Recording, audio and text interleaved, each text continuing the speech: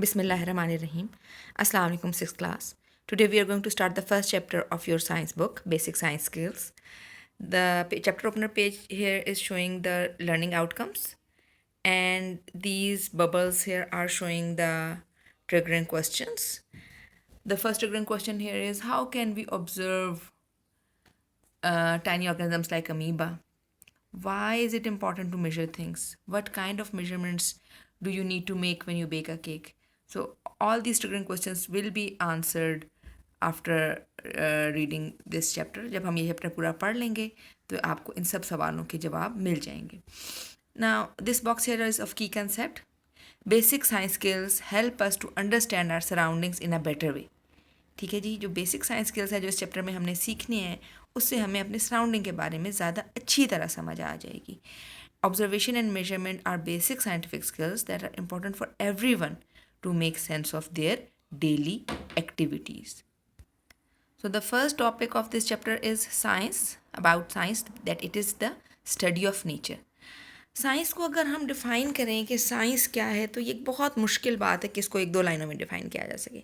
It's so much in science.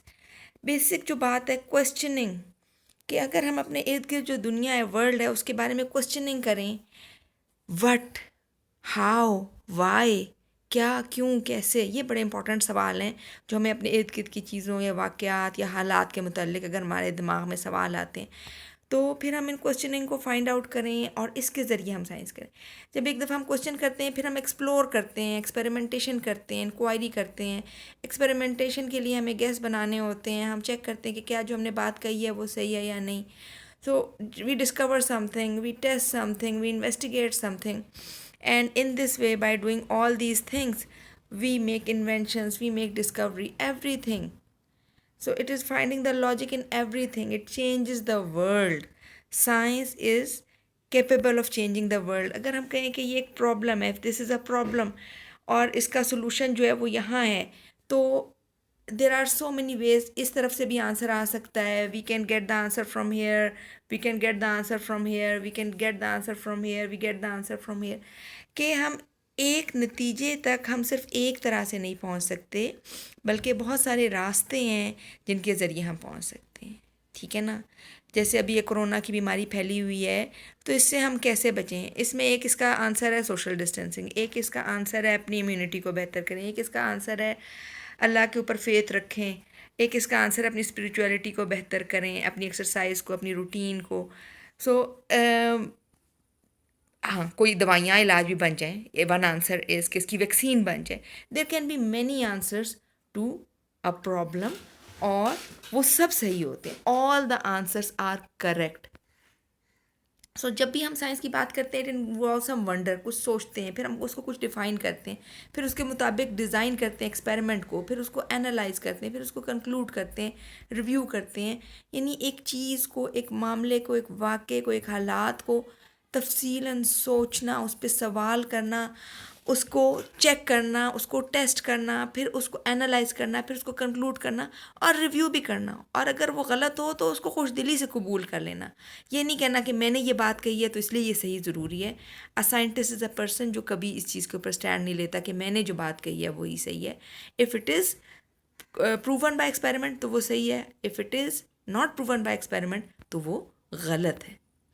So science को बहुत तरह से डिफाइन किया जा सकता है. एक डेफिनेशन ये भी है कि science is the process of gaining knowledge and investigating by making observation and posing questions and testing through experimentation. तो ये बेसिकली जो साइंटिफिक मेथड का एक आउटलाइन है वो इधर बताया हुआ है कि अगर हम नॉलेज को गेन करें, इन्वेस्टिगेट करें, ऑब्जर्वेशंस करें, क्वेश्चंस करें और फिर उनको टेस्ट करें एक्सपेरिमेंटेशन के ज़रिए, then it is a way of science. आपकी बुक में जो साइंस को डिफाइन किया गया, it is a process of knowing the world around us using observation, prediction and measurement. Observation क्या है? Observation is an active information gathering using 5 senses.